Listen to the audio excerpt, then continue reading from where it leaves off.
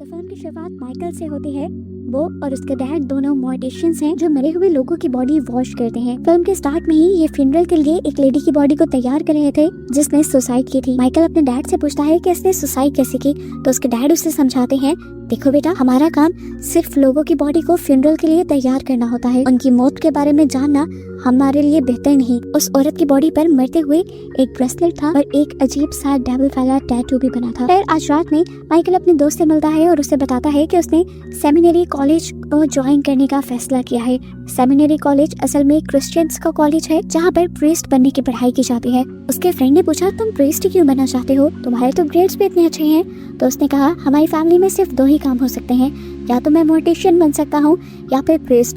मोर्टिशियन मैं बनना नहीं चाहता, इसलिए मैं प्रीस्ट की स्टडी करने जा रहा हूँ। 4 साल बाद मैं कोई भी बहाना करके प्रीस्ट नहीं बनूंगा और कम से कम इस मोर्टिशियन वाले काम से भी मेरी जान छूट जाएगी। फिर फिल्म में 4 साल का वक्त गुजर जाता है और दिखाया जाता है कि आज सब लोगों ने अपना ये कोर्स पूरा कर लिया था। सब लोगों को उनकी डिग्री दी जाती है और रात होते ही माइकल अपने फादर को रेजिग्नेशन दे देता है कि वो आगे एक प्रीस्ट के तौर पर अपनी जिम्मेदारियां नहीं निभा सकता। ईमेल करते ही माइकल ने अपना बैग पैक किया और यहाँ से निकल गया, लेकिन उसे रोकने के चक्कर में वो साइकिल पे चलती एक लेडी से टकरा गई। वो लड़की दूर जाकर गिरी और उसके ऊपर से एक वैन चल गई। लड़की बहुत ज्यादा जख्मी हो गई थी। इस एक्सीडेंट को देखकर माइकल भी वापस उन तक आया। माइकल ने देखा कि उस लड़की की हालत बहुत ज्यादा खराब थी। इस टाइम माइकल का हुलिया बिल्कुल एक प्रीस्ट जैसा था। तो उस लड़की ने माइकल को देखकर कहा कि प्लीज मुझे ब्लेसिंग दे कि मेरी मौत आराम से आ जाए। हालांकि माइकल ये सब करना नहीं चाहता था, लेकिन वो एक मरती हुई लड़की को इनकार भी नहीं करना चाहता था, इसीलिए उसने एक प्रीस्ट के तौर पर उसे ब्लेसिंग दे दी।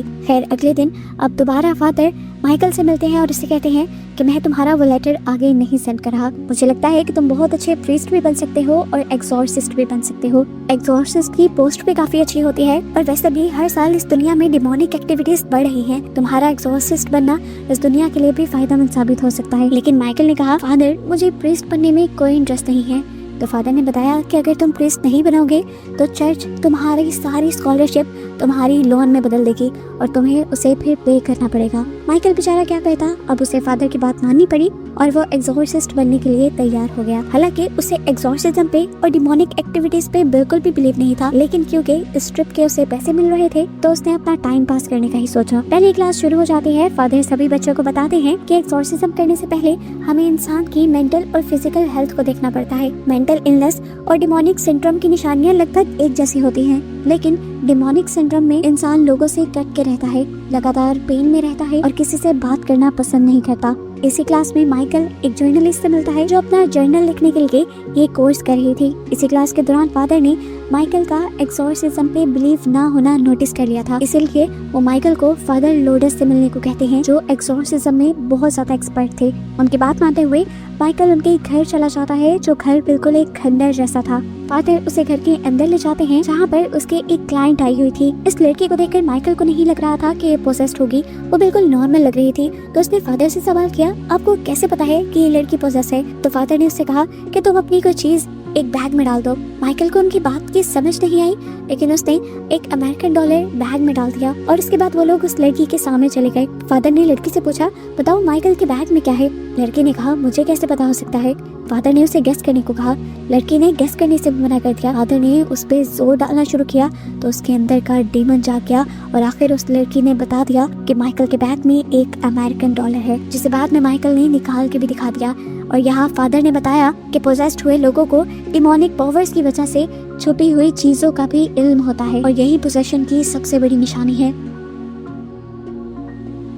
अब फादर उसका एग्जॉर्सिज्म शुरू कर देते हैं। उसके सर पे हाथ रखते हुए वो लैटिन में बहुत सारे मंत्र पढ़ते हैं, जिसकी वजह से डीमन को बहुत ज्यादा दर्द हो रहा था और वो फादर को अजीबोगरीब गालियां भी दे रहा था। लेकिन फादर ने अपना काम जारी रखा और आखिर वो डीमन कंट्रोल में आ गया। ये दोनों यहाँ से चले गए और फिर माइकल ने फादर से सवाल किया कि क्या डीमन चला गया है? फादर ने कहा, नहीं, अभी वो सिर्फ कंट्रोल में आया है। डीमन को भगाने में और स्पिरिचुअलिज्म में काफी सारा वक्त लग जाता है और ये बहुत पेशेंस का काम है। खैर माइकल अब वापस अपने हॉस्टल में चला जाता है और वहाँ जाकर जैसे ही वो पॉकेट में हाथ डालता है तो उसकी पॉकेट से एक ब्रेसलेट निकलता है। ये उस लेडी का था जिसे मूवी के स्टार्ट में उसने फ्यूनरल के लिए तैयार किया था। ये उसकी पॉकेट में कैसे आया था?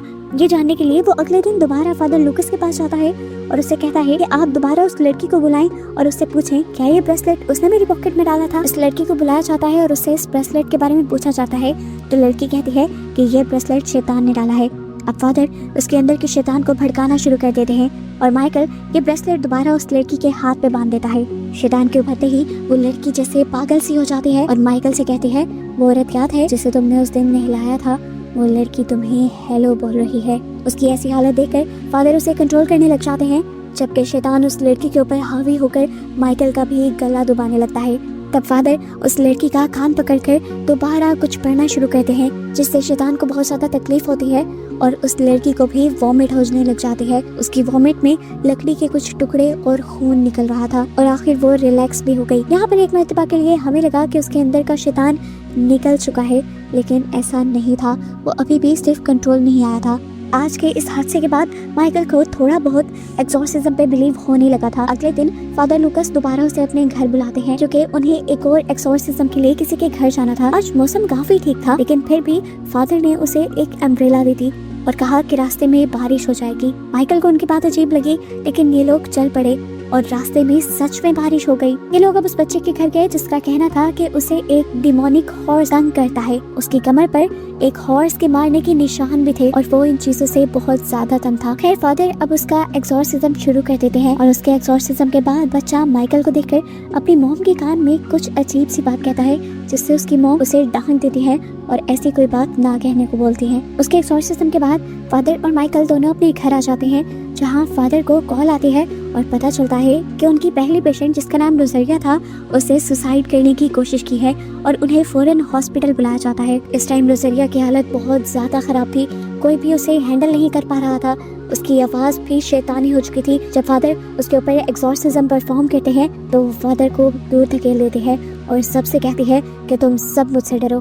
तो माइकल कहता है क्यों, तुम तो हो ही नहीं। इससे उस डीमन को भी गुस्सा आ जाता है, जिसे फादर दोबारा एक्सॉर्सिज्म करके शांत करते हैं और ये लोग बाहर आ जाते हैं। बाहर आकर फादर लूकस बहुत ज्यादा गुस्से में थे, क्योंकि माइकल को उस डीमन के सामने ऐसी बात नहीं कहनी चाहिए थी, इससे एक्सॉर्सिज्म खराब हो सकता था। लेकिन माइकल अभी भी इन चीजों को डिनाई करके यहाँ से चला जाता है। अगली सुबह हम दोबारा रोज़रिया को देखते हैं, जिसकी तबीयत बहुत ज्यादा खराब हो रही थी। इस टाइम उसके ऊपर शैतान भी हावी था। उसके पास कोई भी नहीं था, हाथ पांव भी उसके बंधे हुए थे। बहुत मुश्किल से वो अपने आप को घसीटते हुए अलार्म के बटन तक ले जाती है और जब तक ये लोग उसके रूम तक आते हैं तो देखते हैं कि रोज़रिया और उसका पैदा हुआ बच्चा दोनों मर चुके थे। ये बात जैसे ही फादर लूकस को पता चली तो फादर लूकस बुरी तरह टूट गए। अब तो फादर लूकस का भी अपने एक्सॉर्सिज्म से और गॉड से बिलीफ उठता जा रहा था। वो यहाँ से चले जाते हैं और अब हम देखते हैं कि माइकल उस जर्नलिस्ट से मिलने के लिए आया है।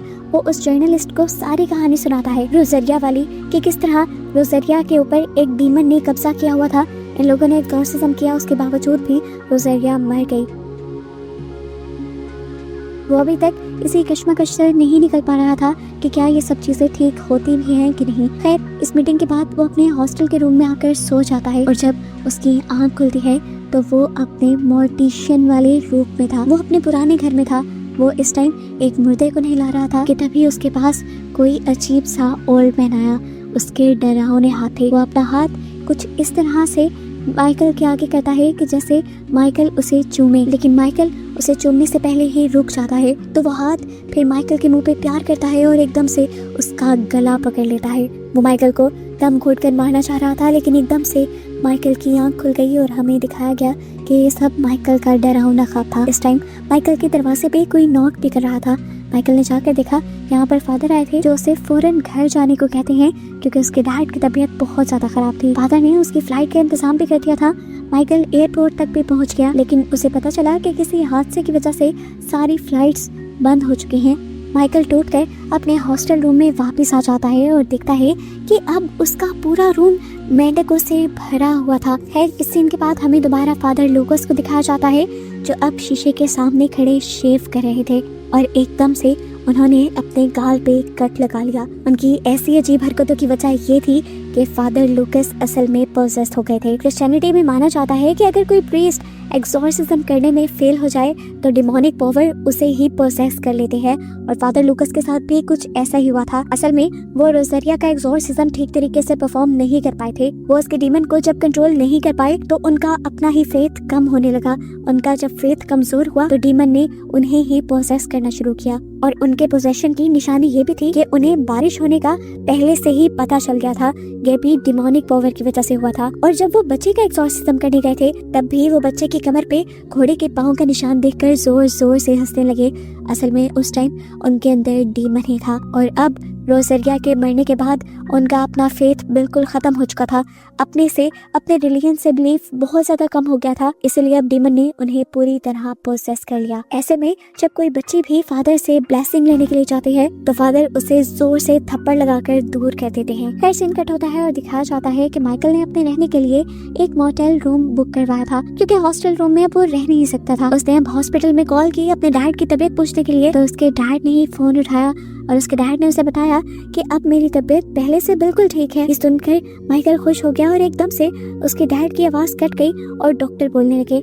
और डॉक्टर ने उन्हें बताया कि सॉरी मिस्टर माइकल, लेकिन आपके डैड मर चुके हैं। माइकल ये सुनकर हैरान हो जाता है और डॉक्टर से पूछता है ऐसा कैसे हो सकता है, अभी कुछ सेकंड पहले ही तो मेरी उनसे बात हो रही थी। डॉक्टर ने कहा ऐसा होना इम्पॉसिबल है क्योंकि उनकी आज दोपहर 2 बजे ही मौत हुई है। अब माइकल बहुत ज्यादा उदास हो गया था। उसने फोन भी रख दिया और तभी एकदम से उसके दरवाजे पे नॉक हुआ। माइकल जैसे ही उसे देखने के लिए कमरे से बाहर गया तो एकदम से किसी के भागने की आवाज आई, लेकिन वहाँ पर तो कोई भी नहीं था। और अब उसके कमरे के डोर लॉक के ऊपर वही ब्रेसलेट भी था जिसे हम मूवी में बार बार देख चुके हैं। उसे अब अपने डैड की आवाज आ रही थी जो उसे मदद के लिए बुला रहे थे। माइकल पागल हुआ, उनके पीछे भागता रहा और यहाँ तक के होटल से बाहर भी निकल आया। बाहर नीचे किसी के कदमों के निशान भी थे और एकदम से उसके डैड की आवाज आई, बस टेंशन मत लो, अब दर्द खत्म हो गया। और हमें दूसरी तरफ उसके डैड को गिरता हुआ दिखाई दिया और यही मोटर के बाहर उसे एक घोड़ा भी नजर आया जिसकी आंखें बुरी तरह लाल हुई थी, जिसका मतलब था कि उसके अंदर डिमोनिक पावर्स थी। उसे देखकर वो परेशान हो जाता है और अपनी फेलो उस जर्नलिस्ट को कॉल करता है। ये दोनों मिलकर अब उस बच्चे के घर जाते हैं जिसे वो डिमोनिक घोड़ा तंग किया करता था। माइकल यहाँ जाते ही सबसे पहले उस बच्चे की माँ से पूछता है कि उस दिन आपके बेटे ने आपको क्या कहा था। तो वो औरत बताती है इसने कहा था कि तुम्हारे डैड की जल्द ही मौत हो जाएगी। और ये सुनकर माइकल हैरान हो जाता है क्योंकि सच में उसके डैड भी मर चुके थे। माइकल अब उस बच्चे से पूछता है आखिर तुम्हें ये बात किसने बताई थी। तो बच्चे ने बताया मुझे ये बात उसी ने बताई है जिसे तुम रात को देख चुके हो। माइकल अब परेशान हो चुका था, उसे पूरी तरह इन चीज़ों पे यकीन हो गया था और अब उसे मदद चाहिए थी। वो मदद के लिए फादर लूकस के घर जाते हैं तो देखते हैं कि फादर लूकस तो बारिश के नीचे बैठे हुए थे, अपने आप को भुलाए, उन्हें कुछ पता नहीं था, वो शायद होश में ही नहीं थे। जर्नलिस्ट और माइकल उनको उठाकर उनके घर के अंदर लेकर जाते हैं। घर आने के बाद फादर थोड़े से होश में आए थे। उन्होंने माइकल से कहा कि तुम फौरन ही चर्च से फादर को बुला लो जो तुम्हारे टीचर हैं, क्योंकि ये डीमन बहुत ही ज्यादा चालाक है और ये सब करने से पहले तुम मुझे जरूर बांध देना। माइकल समझ गया था कि फादर लूकस भी उस डीमन की पोजेशन में आ चुके हैं। वो जल्दी से चर्च कॉल करता है तो उसे पता चलता है कि फादर जेवियर तो आउट ऑफ टाउन थे और 2 दिन बाद आने वाले थे। सिचुएशन को कंट्रोल करने के लिए